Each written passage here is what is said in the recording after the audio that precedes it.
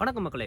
Poco X4 Pro இந்த phone launch ஆனதுலேருந்தே பார்த்தீங்கன்னா எல்லாருமே மிட் ரேஞ்சில் one of the best phone இதுதான் அப்படின்னு சொல்லிட்டு இருக்காங்க. மிட் ரேஞ்சில் ரொம்ப நாளாச்சு நல்ல ஃபோன் பார்த்து ஃபைனலாக இப்போ லான்ச் பண்ணிட்டாங்க அப்படின்ற அளவுக்கு ரொம்பவே புகழ்ந்து தள்ளிட்டு இருக்காங்க. அப்படி இந்த ஃபோனில் என்ன கொடுத்துருக்காங்க, நிஜமாலே இந்த ஃபோன் ஒர்த்து தானா அப்படின்ட்டு எல்லாத்தையுமே இந்த வீடியோவில் பார்க்கலாம். Let's get started. First build and டிசைன்லேருந்தே பார்த்துடலாம். இந்த டிசைன் பார்த்தீங்கன்னா சைடு வந்து ஃபுல்லாகவே ஃப்ளாட்டாக கொடுத்துருவாங்க. ஜென்ரலாகவே ஆண்ட்ராய்டு ஃபுல்லாகவே கர்வ்டாக இருக்கும், பட் இதில் ஃப்ளாட்டாக ஐஃபோன் லுக்கில் கொடுத்துருக்காங்க. அது ஒரு நல்ல விஷயம் தான். அது மட்டும் இல்லாமல் ஃப்ரண்ட் அண்ட் பேக் வந்து கிளாஸ் பாடி Gorilla Glass 5ஆல் கவர் பண்ணியிருக்காங்க.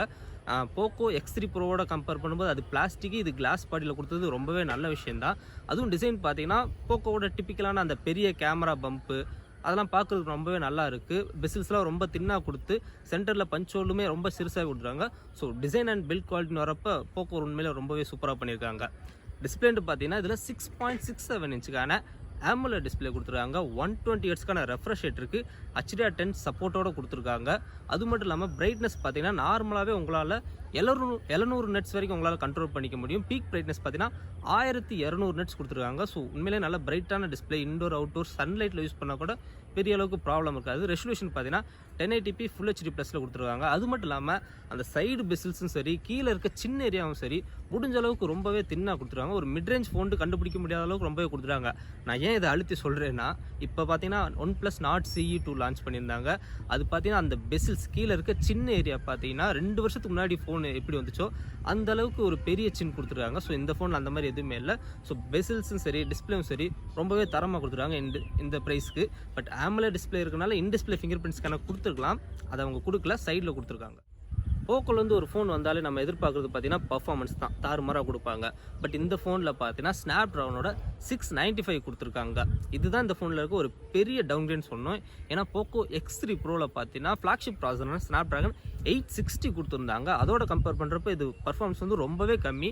பட் ஒரு மிட் ரேஞ்ச் ஃபோன் 20,000 ரூபாய்க்குள்ள இருக்க ஒரு ஃபோனோட கம்பேர் பண்ணிங்கன்னா இந்த 695 வந்து ரொம்பவே நல்ல ப்ராசஸ் தான்.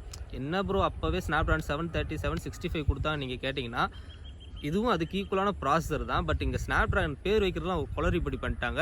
மேபி அவங்க ரீபூட் பண்ணுறான்னு நினைக்கிறேன். மறுபடியும் 600 சீரிஸ்லேருந்து ஆரம்பித்து 700 சீரிஸ் கொண்டு போவாங்க போல். இந்த 695 வந்து ஸ்னாப்ட்ராகன் 765க்கு ஒரு ஈக்குவலான ப்ராசஸர் தான். பட் இது இவங்க வந்து ஒரு போக்கோ X4ன்ற பேரில் இந்த ப்ராசஸர் கொடுத்துருந்தாங்கன்னா ஒன்றும் பிரச்சனையே இல்லை. பட் X4 ப்ரோன்ற பேரில் கொடுத்துருனால தான் நம்ம X3 ப்ரோவோட கம்பேர் பண்ண வேண்டியதாக இருக்குது. ஸோ அதோட கம்பேர் பண்ணுறப்ப பர்ஃபார்மன்ஸ் வந்து கொஞ்சம் ஆவரேஜ் தான்.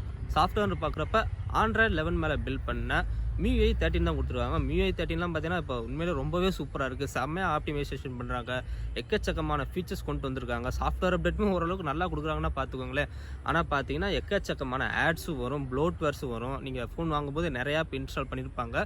பட் போக்கோ வந்து இந்தியாவில் கொண்டு வரும்போது ஆட்ஸ் எதுவும் அவ்வளோவா புஷ் பண்ண மாட்டாங்க. பட் ப்ளோட்வேர்ஸ் மட்டும் இருக்கும். அதுவும் பெரிய ப்ராப்ளம் இல்லை, அவங்களால ஈஸியாகவே அன்இன்ஸ்டால் பண்ணிக்க முடியும். ஸோ சாஃப்ட்வேர் வர்றப்போ ஓரளவுக்கு ஓகே தான். எனக்கு தெரிஞ்சு ஒரு வருஷத்துக்கு நல்ல அப்டேட் கொடுப்பாங்க, அதுக்கு மேலே எதிர்பார்க்காங்க. ஏன்னா இது ஒரு மிட் ரேஞ்ச் ஃபோன். கேமராஸ் பற்றி பார்த்தீங்கன்னா பின்னாடி பெரிய கேமரா பம்ப் கொடுத்துருப்பாங்க. அதில் பார்த்தீங்கன்னா 4 கேமரா இருக்கிற மாதிரி தோணும், ஆனால் ஆக்சுவலாக 3 கேமரா தான். மெயின் கேமரா பார்த்தீங்கன்னா 108 மெகா பிக்சல். லாஸ்ட் டைம் மாதிரியே சாம்சங் சென்சார் தான் யூஸ் பண்ணியிருக்காங்க. f1.9 அப்பர்ச்சர் சைஸ் கொடுத்துருக்காங்க. டூயல் பிக்சல் ஆட்டோ ஃபோக்கஸோடு இருக்குது. அடுத்து பார்த்தீங்கன்னா ஒரு 8 mega pixel ultra wide, 2 mega pixel macro கொடுத்துருக்காங்க. முன்னெல்லாம் பார்த்தீங்கன்னா ஷாமி பிராண்டிங்கில் வர ஃபோன்ஸ் கீழே பார்த்தீங்கன்னா 5 மெகா பிக்சல் மேக்ரோ ஷூட்டர் கொடுப்பாங்க. உண்மையிலே சூப்பராக இருக்கும் மேக்ரோ.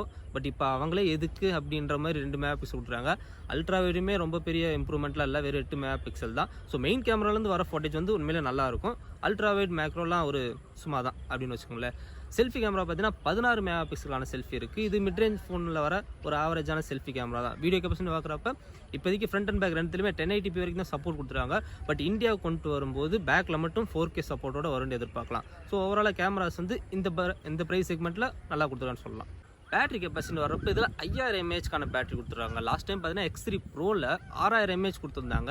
ஆனால் நிறைய பேரோட கம்ப்ளைண்ட்டே என்னென்னா ஃபோன் வந்து ரொம்ப வெயிட்டாக இருக்குது, 9 mm திக்னஸாக இருக்குது, கையில் ஹோல்ட் பண்ணுறப்ப ஒரு செங்கக்கல்லை தூக்குற மாதிரி இருக்குது அப்படின்னு நிறைய பேர் கம்ப்ளைண்ட் பண்ணாங்க.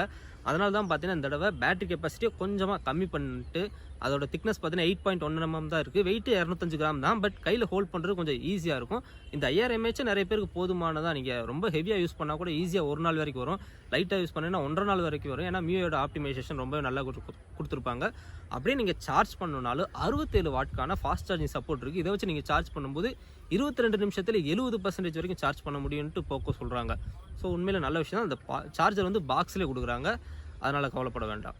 வேறு என்னென்னலாம் கொண்டு வந்திருக்கான்னு பார்த்தீங்கன்னா, இந்த ஃபோன் ஒரு 5G ஃபோன் தான். கிட்டத்தட்ட 12 பேண்டுக்கான 5G சப்போர்ட் இருக்குது. ஸோ இந்தியாவில் 5G வர்றதுக்கு கொஞ்சம் நாள் ஆகும். அதுவும் நம்ம ஊருக்கு வர்றதுக்கு ரொம்ப நாள் ஆகும். ஸோ இருந்தாலும் ஒரு 2-3 வருஷத்துக்கு நீங்கள் ஃபோன் யூஸ் பண்ணுற மாதிரி இருந்தீங்கன்னா 5G பற்றி கவலைப்பட வேணாம் இந்த ஃபோன் பொறுத்த வரைக்கும். இது இல்லாமல் டூயல் ஸ்டீரியோ ஸ்பீக்கர்ஸ் இருக்குது, 3.5mm ஹெட்ஃபோன் ஜாக் கொடுத்துறாங்க, ஹைப்ரிட் சிம் ஸ்லாட் இருக்கனால 2 சிம் ப்ளஸ் இல்லை ஹைப்ரிட் சிம் ஸ்லாட். ஸோ ஒரு சிம் ப்ளஸ் ஒரு SD கார்டு ஒரே டைமில் யூஸ் பண்ணிக்க முடியும். அந்த ஒரு ஆப்ஷன் கொடுத்துருக்காங்க. அஃப்கோர்ஸ் இது ஒரு ஷாமி ஃபோன்றனால IR பிளாஸ்டருமே கொடுத்து வந்துருக்காங்க.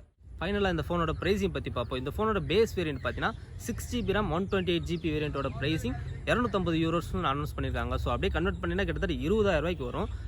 இது இல்லாமல் 8GB RAM 256GB வேரியண்ட் கூட இருக்குது. ஸோ 20,000 ரூபாய்க்கு இந்த ஃபோன் ஒர்த்தான்னு கேட்டிங்கன்னா செம்ம ஒர்த்து. நம்ம எதுவுமே குறை சொல்ல முடியாது. டிஸ்பிளே, பர்ஃபார்மன்ஸ், பேட்டரின்ட்டு எல்லாத்துலேயுமே தாறுமாறு பண்ணியிருக்காங்க. கண்டிப்பாக நான் ரெக்கமெண்ட் பண்ணுவேன் தான். பட் ஒரு சில பேர் நான் இந்த ஃபோனோட ஸ்பெசிஃபிகேஷன் சொல்லும்போது உங்களுக்கு இது வேறு ஃபோனில் இருக்குமே அப்படின்னு தோணுச்சுன்னா கரெக்ட். ஏன்னா இது ரெட்மி நோட் 11 ப்ரோ தான். அதை சைனாவில் முன்னாடியே லான்ச் பண்ண ரெட்மி நோட் 11 ப்ரோ தான் போக்கோ வந்து ரீபிராண்டிங் பண்ணி சின்னதாக ஒரு கேமரா பம்பை பெருசாக வச்சுக்கிட்டு டிசைனில் சேஞ்ச் பண்ணி போக்கோ X4 ப்ரோன்னு அனௌன்ஸ் பண்ணியிருக்காங்க. ஸோ ஷாமிகிட்ட எப்போவுமே நடக்கிறதா, ஷாமிக்கில் இருக்க பிராண்ட் தான் ரெட்மி, போக்கோ எல்லாமே. அவங்க எப்போவுமே ரீபிராண்ட் அதிகமாக பண்ணிட்டு தான் இருப்பாங்க. இதில் கொடுமையான விஷயம் என்னென்னா ரெட்மி நோட் 11 ப்ரோவும் இந்தியாவில் லான்ச் ஆகும், போக்கோ X4 ப்ரோவும் இந்தியாவில் லான்ச் ஆகும். ரெண்டுமே same phone, same specification, design and பேரை மட்டும் சேஞ்ச் பண்ணி இந்தியாவில் சேல் பண்ண போகிறாங்க. ஆல்ரெடி பார்த்தீங்கன்னா ரியல்மியே இந்த பட்ஜெட் செக்மெண்ட்டை ரொம்பவே தொல்லை கொடுக்குறாங்க. எக்கச்சக்கமான ஃபோனை லான்ச் பண்ணி இது வாங்கலாமா அது வாங்கலாமான்னு குழப்படி பண்ணிட்டு இருக்காங்க. இப்போ ரெட்மி, போக்கோவும் சேர்ந்துட்டாங்க போல். ஸோ 20,000 ரூபாய்க்குள்ள ஒரு ஃபோன் வாங்கணும்னு நினச்சிங்கன்னா நம்மளுக்கு தலை சுற்ற ஆரம்பிச்சிடும். ஏன்னா அந்த அளவுக்கு ஃபோன்ஸ் கண்ட மேனிக்கு கொடுத்து வச்சுருக்காங்க. இதுக்கு பேசாமல் ஒரு 6 மாதமோ 1 வருஷமோ காசெல்லாம் சேர்த்து வச்சு ஒரு ஃப்ளாக்ஷிப் ஃபோனை வாங்கிட்டு பேசாமல் 2 வருஷத்துக்கு உட்காந்துடலாம்னு நினைக்கிறேன். என்ன நான் சொல்கிறது?